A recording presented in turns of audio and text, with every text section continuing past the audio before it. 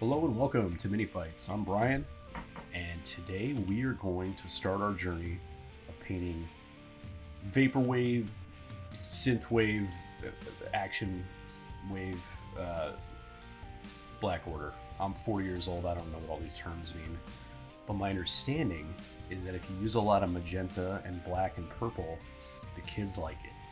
So let's do that. So first let's talk about intent. The intent here, and this is all on the fly, kind of making this sort of scheme up as I go, is to try to reflect sort of a space-like kind of color scheme, sort of like a galaxy painting. So I started, I really didn't know what to do. I started off with my Tamiya Fine White Primer I always use on Marvel Crisis Protocol models. They have some pretty shallow details, so I use a finer primer than I use on, like, say, GW stuff. It gets a little better results. You don't end up like deleting details with the primer, like filling them in. Went ahead and used a mix of brown and purple as my base color, so sort of a warm, desaturated purple. And then I went in with my typical technique of building up zenithal layers with artist white ink, and that's pretty common. You've probably seen that on other stuff I've done on the channel.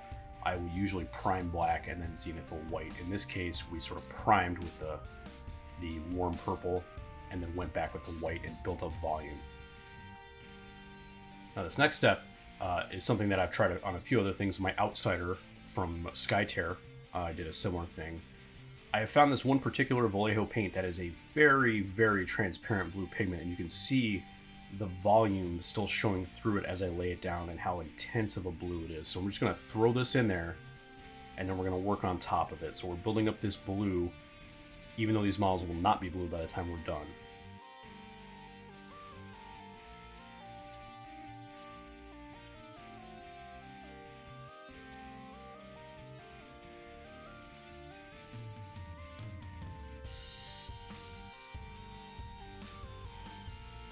So now that we've got our blue glaze layer in there, and there's some really kind of interesting stuff happening to the surface. It's a very kind of glossy, transparent surface. Some cool color interaction going on already. We're going to rebuild up some light, and we're going to just go back in again with our white ink.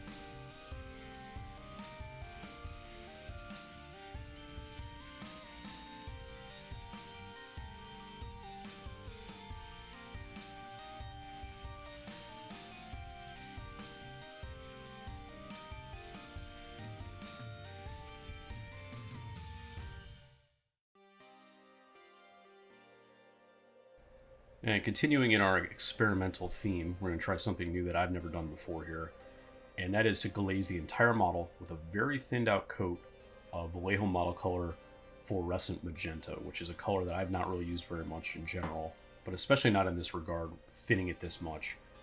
You can see it's just a tint. It's just laying down on top of the existing color and changing it a little bit without, completely blowing it out and being opaque. After we finish that layer, I gloss varnish the models, and after that dries, I'm going to go back in, and now I'm going to do pin washing. The gloss varnish allows the pin wash to be directed very cleanly, and if I make an error, I can just take my finger and wipe it off. The paint kind of sits on it and doesn't dry as fast. Generally speaking, washes and pin washes and just shading in general is easier with a slick kind of a gloss surface like this.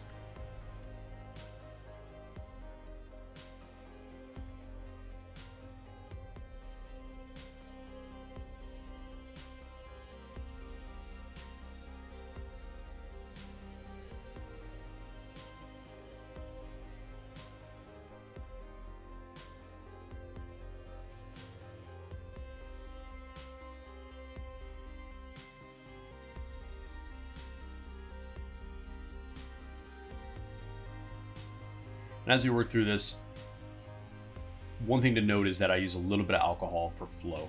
Just a little bit added to just black paint. Some people use black inks, that sort of thing, that's fine. But the alcohol lets it flow, and the gloss varnish also assists the flow. So you often it'll kind of chase itself through the cracks. So you can see I'm actually kind of manually painting it in, but I'm assisted by the flow characteristic of the paint coming off the brush. It makes it look a lot easier than it would be on sort of a dry model like this.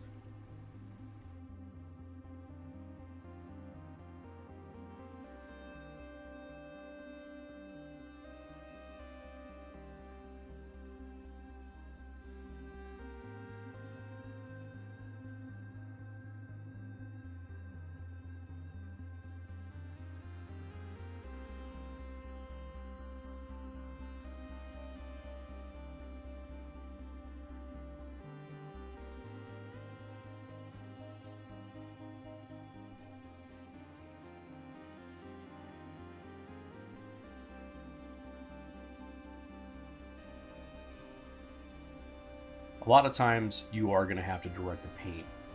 You know, you're essentially painting in shade lines on things like his leg armor there. The stuff that doesn't have like a perfect recess for the paint to sit in. But that's alright. Just remember you can reduce. You can always take paint off in this result. Because we're using an acrylic, it still dries pretty quickly, so you want to make sure you fix errors fast. Like, don't let them sit and then try to clean it up half an hour later. That kind of process would be more like an enamel or an oil wash where you can get away with that. But you do have a little bit of latitude to fix it when you make an error.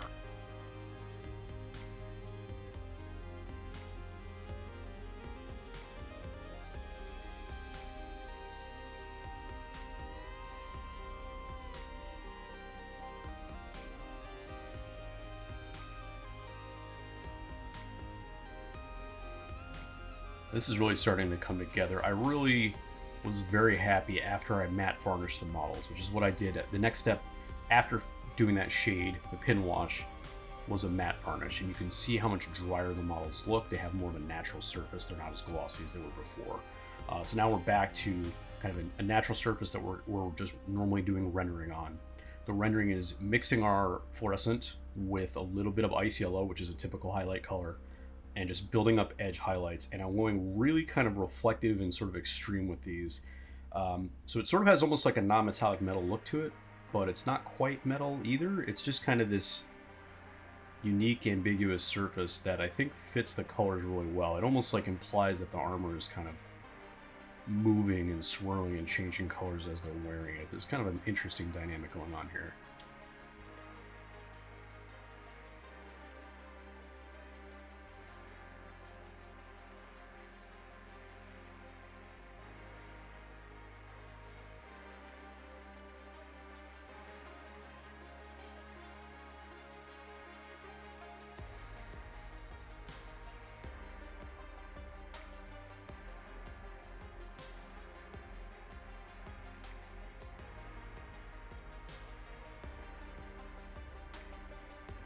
You can see here, Thanos' armor is really starting to pop as I apply that edge highlight next to the shade lines. And that's just something to keep in mind always with any sort of project like this. If there's hard edges you're trying to highlight, aim for next to your shade lines. Visually it makes sense, and it creates these little pockets of value contrast that catch the eye.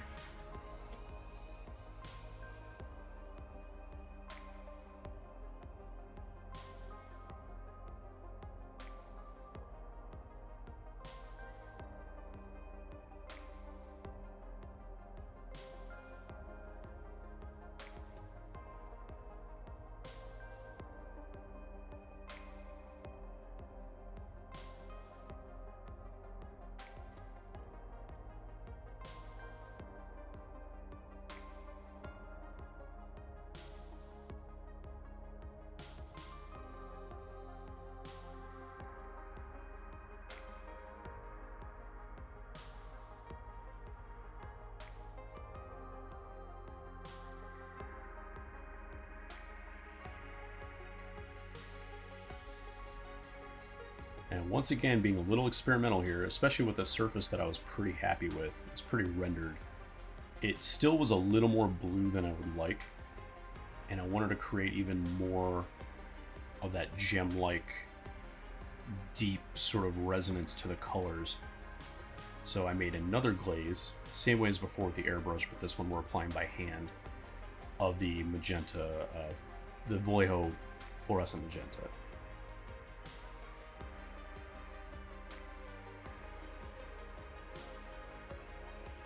This process is like putting a piece of stained glass over other pieces of stained glass.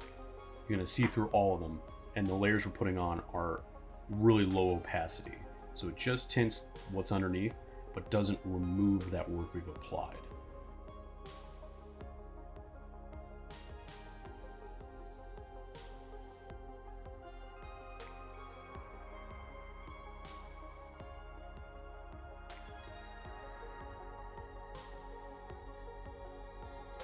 Now we're on to my favorite step, the final highlight. It's going to be pure ice yellow, and we're just applying little dots of the ice yellow at the peak points where light would hit. And you can see as we lay them in, there is a pop, there is a visual sort of jump, because we're increasing the span of values. We're going from darker to lighter total, and we're adding a little bit of a color difference because the ice yellow is not really the pink underneath and the purples and the blues.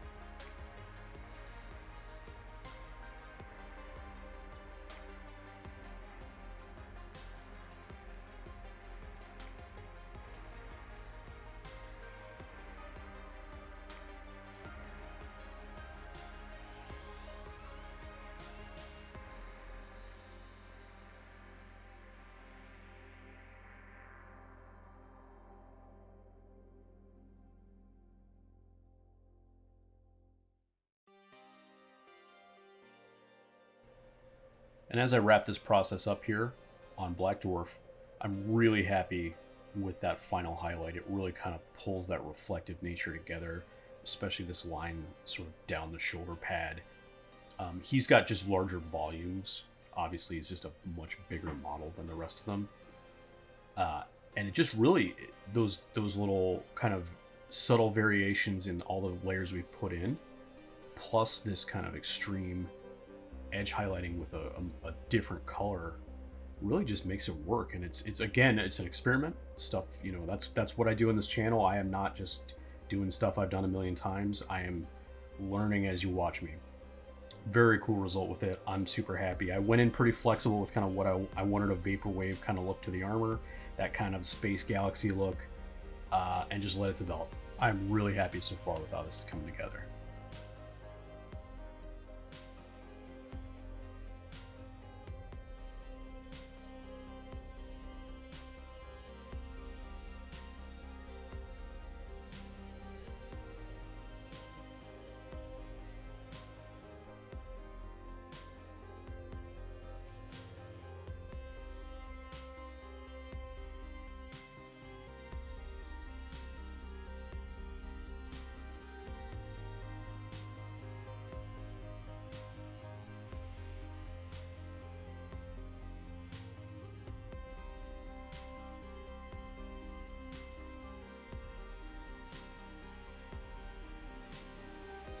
And we went from an exciting step to a kind of boring step, frankly.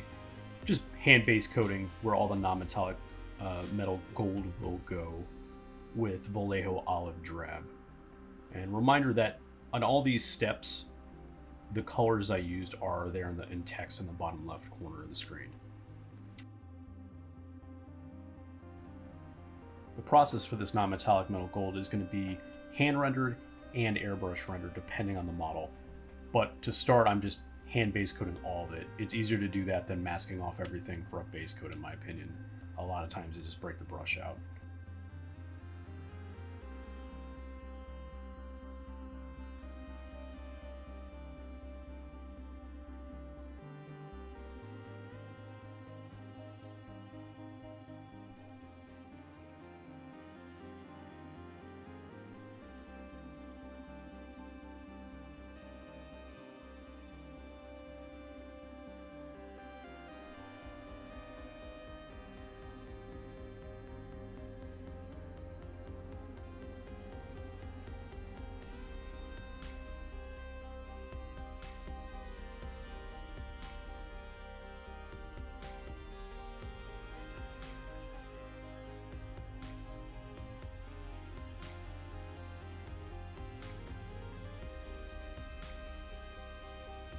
Alright, now we're getting into some exciting stuff. We're building up our first layer on top of the olive drab, and this process is going to be all building light. We're not going any darker than the olive drab. I don't plan on building up any more other colors in it, really.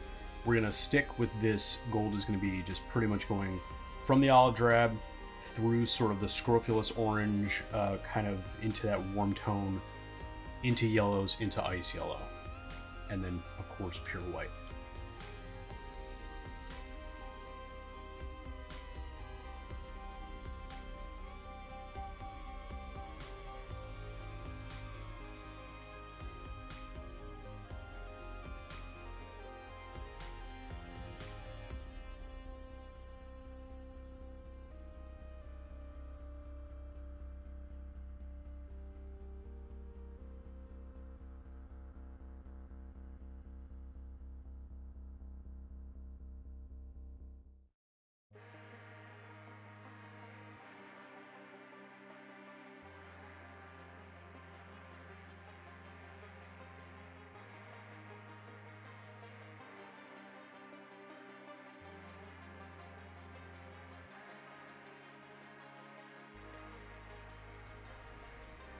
think Corvus Glaive is a good model to practice this kind of build up on.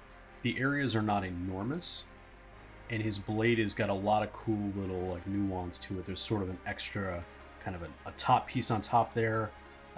There's just a very interesting shape to work this on. It's good practice. I would say it's challenging, certainly, but it's better than a typical just regular old sword blade that's kind of a two planes kind of next to each other sort of shape. This has a lot more stuff going on. He has that flowing kind of piece coming off of the handle of it. He's got his little vambraces on his arms. He's got his pieces on the side of his hood. Just a lot of interesting shapes to attempt to figure out where the light should go.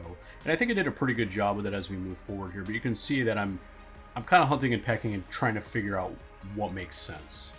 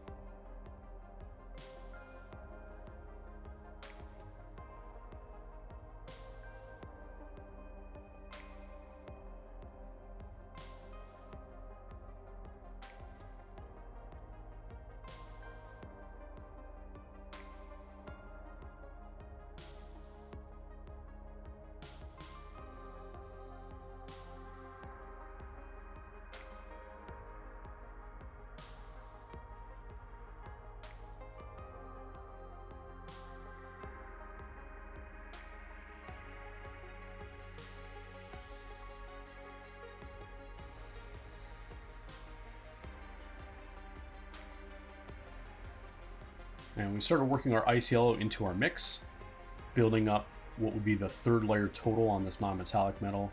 You can see it's starting to punch a little bit, and I'm placing it in areas, kind of the high points now.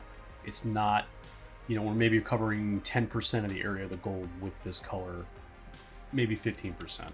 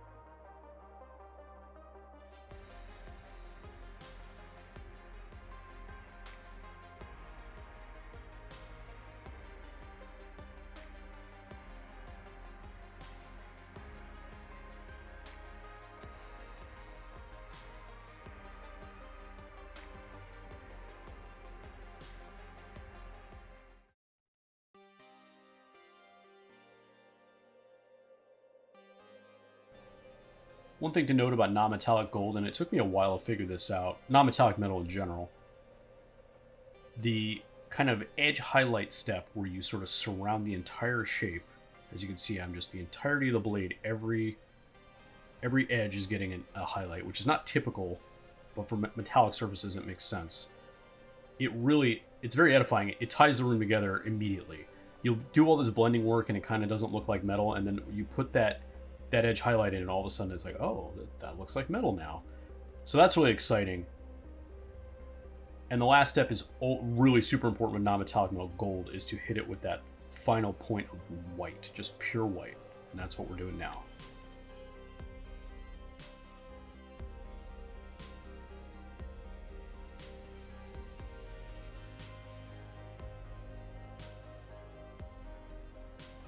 And you can see the white is being applied in like literal points. I'm just putting little dots of it at corners where it makes sense.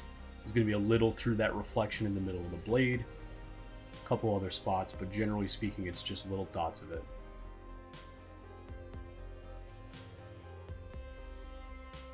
And as we wrap that step up, there's going to be 2 more videos in this series, so 3 total. The next video, we're going to jump right into the non-metallic metal gold on the remaining models. that's going to be rendered with an airbrush first and then hand rendered like this. So it's a little different process. Should be exciting stuff. Hope to see you there. Thanks for watching. Like and subscribe, and we'll see you in the next one.